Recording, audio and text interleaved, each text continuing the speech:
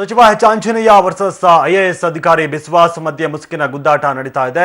ಅಮ್ಲಾನ್ ಬಿಸ್ವಾಸ್ ಮೇಲೆ ಏಕವಚನದಲ್ಲಿ ಸಚಿವ ಆಂಜನೇಯ ದಾಳಿಯನ್ನ ನಡೆಸಿದ್ದಾರೆ. ಬಿಸ್ವಾಸ್ ಆಂಜನೇಯ ನಡುವಿನ ಗುದ್ದಾಟದ ಹಿಂದಿದ್ದಾರ ಮಹಿಳಾ ಅಧಿಕಾರಿ ಎನ್ನುವಂತ ಪ್ರಶ್ನೆಗೆ ಕಾಡುತ್ತೆ. ಕಲಬುರಗಿ ಡಿಎಸ್ಡಬ್ಲ್ಯೂ ಅಧಿಕಾರಿ ವಿಜಯಲಕ್ಷ್ಮಿ ಅಮಾನತಿಗೆ ಬಿಸ್ವಾಸ್ ಒತ್ತಾಯವನ್ನ ಮಾಡಿದ್ರು. ವಿಜಯಲಕ್ಷ್ಮಿ ಮೇಲೆ ಸಾಕಷ್ಟು ಆರೋಪಗಳಿದ್ರು ಕೂಡ ಸಸ್ಪೆಂಡ್ ಮಾಡೋದಕ್ಕೆ ಸಚಿವರು ಹಿಂದೇಟನ್ನ ಹಾಕಿದ್ರು. ಇನ್ನು ಮುಖ್ಯಮಂತ್ರಿಗಳ ಜೊತೆಗಿನ ಸಭೆಯಲ್ಲಿ ಈ ವಿಷಯವನ್ನ ಐಎಎಸ್ ಅಧಿಕಾರಿ ಬಿಸ್ವಾಸ್ ಅವರು ಪ್ರಸ್ತಾಪ ಕೂಡ ಮಾಡಿರ್ತಾರೆ. ಸಚಿವ ಆಂಜನೇಯರನ್ನ ಎಲ್ಲರೆದುರಿಗೆ ಸಿಎಂ ಸಿದ್ದರಾಮಯ್ಯ ತರಾಟೆಗೆ ತೆಗೆದುಕೊಂಡಿದ್ರಂತೆ.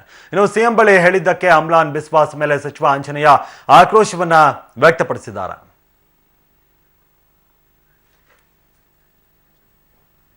ಓಕೆ, ಬಗ್ಗೆ ಹೆಚ್ಚಿನ ಮಾಹಿತಿ ಕೊಡ್ತಾರೆ ನಮ್ಮ ಪ್ರತಿನಿಧಿ ಪ್ರವೀಣ್ ರೆಡ್ಡಿ. ಆಂಜನೇಯ ಅವರು ಭ್ರಷ್ಟಾಧಿಕಾರಿಯನ್ನ ಉಳಿಸುವಂತ ನಿಟ್ಟಿನಲ್ಲಿ ಈ ರೀತಿಯಾಗಿ ಏಕವಚನದಲ್ಲಿ ಮಾತನಾಡುವಂಥದ್ದು, ಅದು ಕೂಡ ಐಎಎಸ್ ಅಧಿಕಾರಿಯೊಬ್ಬರನ್ನ ಈ ರೀತಿಯಾಗಿ ಮಾತನಾಡುವಂಥದ್ದು ಎಷ್ಟು ಸರಿ ಅಂತ, ಏನು ಹಿನ್ನೆಲೆ ಅಂತ ಈ ಪ್ರಕರಣಕ್ಕೆ ಸಂಬಂಧಪಟ್ಟಂತೆ?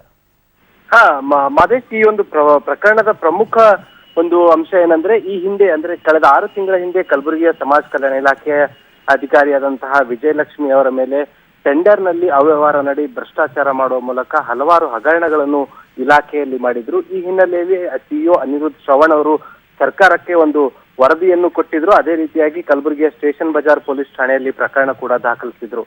ಇಷ್ಟಾದ್ರೂ ಕೂಡ ಸಮಾಜ ಕಲ್ಯಾಣ ಸಚಿವ ಆಂಜನೇಯ ಅವರು ಆ ಒಂದು ಅಧಿಕಾರಿಯ ಬೆನ್ನಿಗೆ ನಿಂತು ಆ ಒಂದು ಅಧಿಕಾರಿಯನ್ನು ಸಸ್ಪೆಂಡ್ ಮಾಡುವ ಬದಲು ಕಲಬುರಗಿಯಿಂದ ಬೀದರ್ ಜಿಲ್ಲೆಗೆ ವರ್ಗಾವಣೆ ಮಾಡಲಾಗಿತ್ತು. ಸೊ ಹೀಗಾಗಿ ಅಂದಿನಿಂದ ಕೂಡ ಅಮ್ಲಾನ್ ಆದಿತ್ಯ ಬಿಸ್ವಾಸ್ ಅವರು ಆ ಒಂದು ಅಧಿಕಾರಿಯನ್ನು ಯಾವುದೇ ಕಾರಣಕ್ಕೂ ಒಂದು ಮುಂದುವರಿಬಾರದು ಅಂತ ಹೇಳಿ ಅವರು ಕೂಡ ಪಟ್ಟು ಹಿಡಿದಿದ್ರು. ಈ ಹಿನ್ನೆಲೆಯಲ್ಲಿ ಬೆಂಗಳೂರಿನಲ್ಲಿ ನಡೆದಂತಹ ಉನ್ನತ ಮಟ್ಟದಂತಹ ಅಧಿಕಾರಿಯ ಸಭೆಯಲ್ಲಿ ಬಿಸ್ವಾಸ್ ಅವರು ಈ ಒಂದು ವಿಷಯವನ್ನು ಪ್ರಸ್ತಾಪ ಮಾಡಿದ್ರು. ಸಮಾಜ ಕಲ್ಯಾಣ ಇಲಾಖೆಯ ಕಲಬುರಗಿಯ ಹಿಂದಿನ ಅಧಿಕಾರಿಯಾದಂತಹ ವಿಜಯಲಕ್ಷ್ಮಿ ಅವರು ಸಾಕಷ್ಟು ಹಗರಣ ನಡೆದ್ರು ಕೂಡ ಅವರನ್ನು ಇಲಾಖೆ ಯಾವುದೇ ರೀತಿಯಾದಂತಹ ಶಿಸ್ತಿನ ಕ್ರಮ ಜರುಗಿಸಿಲ್ಲ. ಈಗಾಗಲೇ ಅವರ ಮೇಲೆ ಕ್ರಿಮಿನಲ್ ಪ್ರಕರಣ ದಾಖಲಾದ್ರೂ ಕೂಡ ಎಲ್ಲ ಸಚಿವರೇ ಅವರ ರಕ್ಷಣೆಗೆ ನಿಂತಿದ್ದಾರೆ ಅಂತ ಹೇಳಿ ಸಿಎಂ ಎದುರು ತಮ್ಮ ಅಳಲನ್ನು ಹೇಳಿದ್ರು. ಈ ಸಂದರ್ಭದಲ್ಲಿ ಬಿಸ್ವಾಸ್ ಮತ್ತು ಸಚಿವರ ನಡುವೆ ವಾಗ್ವಾದವನ್ನು ಕೂಡ ನಡೆದಿತ್ತು. ಯಾಕಂದ್ರೆ ಆ ಒಂದು ಮಹಿಳಾ ಅಧಿಕಾರಿ ಯಾವುದೇ ರೀತಿಯ ತಪ್ಪು ಮಾಡಿಲ್ಲ ಅಂತ ಹೇಳಿ ಆ ಒಂದು ಅಧಿಕಾರಿಯ ಬೆನ್ನಿಗೆ ಒಂದು ಆಂಜನೇಯ ಅವರು ನಿಂತಿದ್ರು.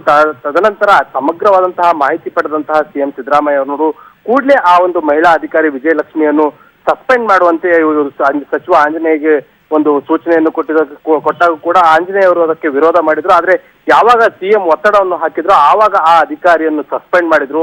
ಈ ಒಂದು ಸಸ್ಪೆಂಡ್ ಮಾಡಲು ಪ್ರಮುಖವಾಗಿ ಕಲಬುರಗಿಯ ಪ್ರಾದೇಶಿಕ ಆಯುಕ್ತರಾದಂತಹ ಅಮ್ಲಾನ್ ಆದಿತ್ಯ ಬಿಸ್ವಾಸ್ ಅವರ ಕುಮ್ಮಕ್ಕೆ ಕಾರಣ ಅಂತ ಹೇಳಿ ಆ ಸಂದರ್ಭದಲ್ಲೂ ಕೂಡ ಬೆಂಗಳೂರಿನಲ್ಲಿ ಬಿಸ್ವಾಸ್ ವಿರುದ್ಧ ಸಚಿವ ಆಂಜನೇಯ ಅವರು ಗುಡುಗಿದ್ರು. ತದನಂತರ ಮತ್ತೆ ಇಂದು ಕೂಡ ಒಂದು ಚಿತ್ರದುರ್ಗದ ಒಂದು ಮುರುಘಾ ಮಠದಲ್ಲಿ ನಡೆದಂತಹ ಒಂದು ಕಾರ್ಯಕ್ರಮದಲ್ಲಿ ಮತ್ತೆ ಬಿಸ್ವಾಸ್ ವಿರುದ್ಧ ತಮ್ಮ ಒಂದು ಅಸಮಾಧಾನವನ್ನು ಹೊರಹಾಕುವ ಮೂಲಕ ಎಲ್ಲೋ ಒಂದು ಕಡೆ ಈ ಒಂದು ಐಎಎಸ್ ಅಧಿಕಾರಿ ಮತ್ತು ಸಚಿವ ಆಂಜನೇಯ ನಡುವೆ ಮತ್ತೆ ಮುಸ್ಕಿನ ಗುದ್ದಾಟ ಇಂದು ಬಹಿರಂಗವಾಗಿದೆ ಅಂತ ಹೇಳ್ಬೋದು ಮಾದೇಶ್. ಓಕೆ, ಹಾಗಾದ್ರೆ ಸಚಿವ ಆಂಜನೇಯ ಯಾರನ್ನ ಬೇಕಾದರೂ ರಕ್ಷಣೆ ಮಾಡಬಹುದು, ಯಾವ ಭ್ರಷ್ಟ ಅಧಿಕಾರಿನ ಬೇಕಾದರೂ ರಕ್ಷಣೆ ಮಾಡಬಾರದು, ಅದನ್ನ ಪ್ರಶ್ನೆ ಮಾಡಿದ್ರೆ ಈ ರೀತಿಯಾಗಿ ಏಕವಚನದಲ್ಲಿ ಮಾತನಾಡ್ತಾರೆ. ಹಾಗಾದ್ರೆ ಒಂದ್ ಕಡೆ ನೋಡೋದಾದ್ರೆ ಮಾದೇಶ್, ಇದು ನಿಜಕ್ಕೂ ದುರಂತನೇ ಅಂತ ಹೇಳ್ಬೋದು.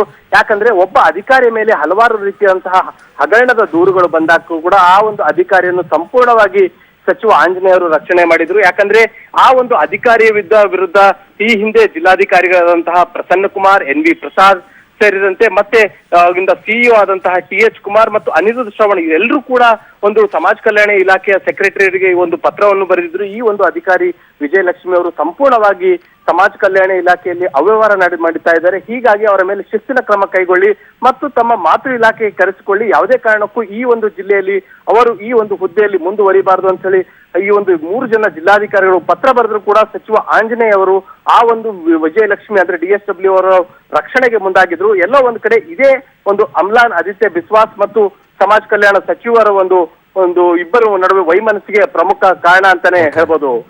ಧನ್ಯವಾದ ಪ್ರವೀಣ್ ರೆಡ್ಡಿ, ನಿಮ್ಮೆಲ್ಲ ಮಾಹಿತಿ.